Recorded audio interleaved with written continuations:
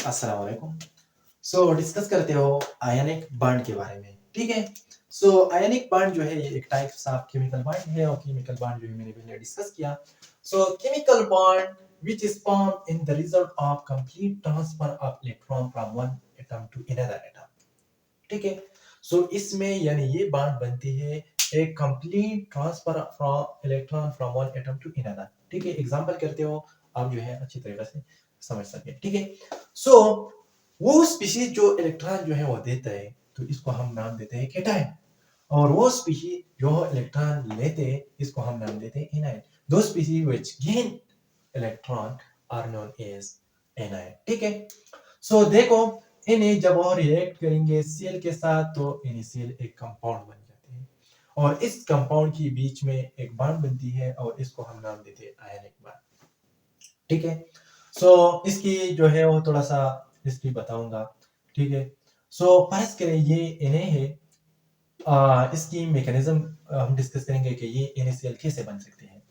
पहले ये इन्हें आप देखेंगे मेनली जो है वो सॉलिड में मिलते हैं। फर्स्टली हम हीट करेंगे और वो गैस में कन्वर्ट करेंगे, क्योंकि जब गैस में नहीं कन्वर्ट होगा तो इससे इलेक्ट्रॉन जो है वो देने की सलाहियत कोई भी नहीं है।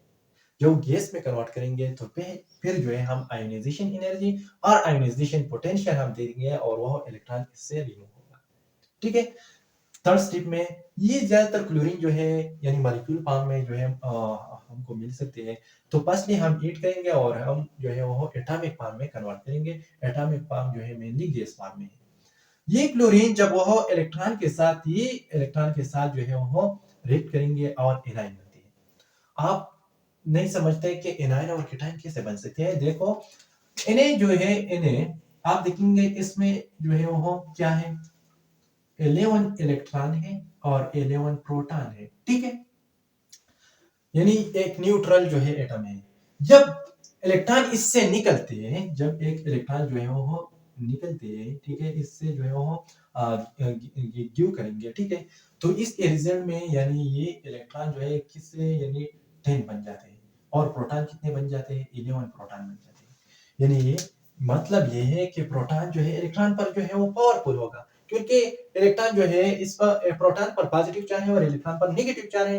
यानी मीन दैट कि इसमें डायरेक्ट जो है पॉजिटिव चार्ज आते हैं क्योंकि प्रोटॉन जो है वो ज्यादा होगा, ठीक है। तो ये क्या बन जाते हैं, यानी पॉजिटिव हम जो है इसको, ठीक है, यानी कैटायन हम लेते हैं। एनाइन क्यों बनती है, यानी क्लोरीन आप देखेंगे क्लोरीन केस में क्लोरीन में कितने इलेक्ट्रॉन है, 17 इलेक्ट्रॉन है और 17 प्रोटॉन है।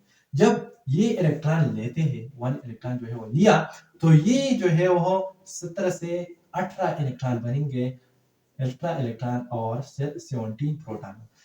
यानी मतलब ये है कि इलेक्ट्रॉन प्रोटॉन पर जो है वो ज्यादा होगा तो एज अ रिजल्ट एनाइन बन जाती है। क्या बन जाती है, यानी इलेक्ट्रॉन पर नेगेटिव चार्ज है तो इस वजह से एनाइन बन जाती है, ठीक है। सो जब ये जो है वो इलेक्ट्रॉन लिया तो इसमें एनाइन बन जाती है। ये एनाइन नेगेटिव चार्ज और पॉजिटिव चार्ज जो है एक दूसरे को अट्रैक्ट करेंगे और इसको हम नाम देते हैं, यानी इसके बीच में यानी आयनिक बॉन्ड बनती है, ठीक है। सो यानी ये इसको हम अनदर डेफिनेशन आप भी कर सकते हैं से केमिकल, यानी ये जो है आयनिक बॉन्ड भी ये इस तरह एक्सप्लेन करें। This is the electrostatic force of attraction. क्या, the static static force of attraction। ये एक इलेक्ट्रोस्टैटिक फोर्स ऑफ अट्रैक्शन है। Electrostatic force of attraction mean यानी पॉजिटिव एंड नेगेटिव, यानी नेगेटिव और पॉजिटिव एक दूसरे को अट्रैक्ट करेंगे तो इस वजह से यानी आयनिक बॉन्ड बनती है। कैसे, यानी फर्स्ट करें मैं एग्जांपल लेता हूं। फर्स्ट करें ये जो है थोड़ा सा ये जो है मैं रिमूव करूंगा, ठीक। अगर स्क्रीनशॉट और ले सकते हैं तो ले लिया, ठीक। सो यानी आप समझ सके कि ये यानी एनाइन बॉन्ड क्यों बनते हैं, क्योंकि एनाइन की मौजूदगी में एक बॉन्ड बनती है एनाइन की वजह से, ठीक है। फर्स्ट करें ये जो है वो क्या है, Na मैं ड्रा करूंगा और Na जो है इसमें वैलेंस इलेक्ट्रॉन कितने हैं, 1 इलेक्ट्रॉन है, ठीक है।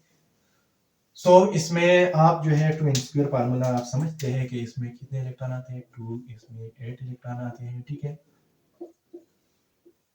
यह समझ लिया, ठीक है। सो दिस इज Na, ठीक है।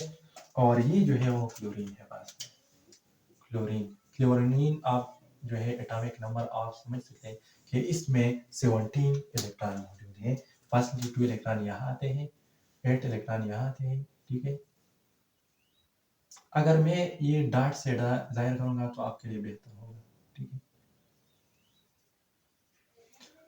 ये जो है 8 इलेक्ट्रॉन यहाँ है और 17 इलेक्ट्रॉन यहाँ है। ठीक है,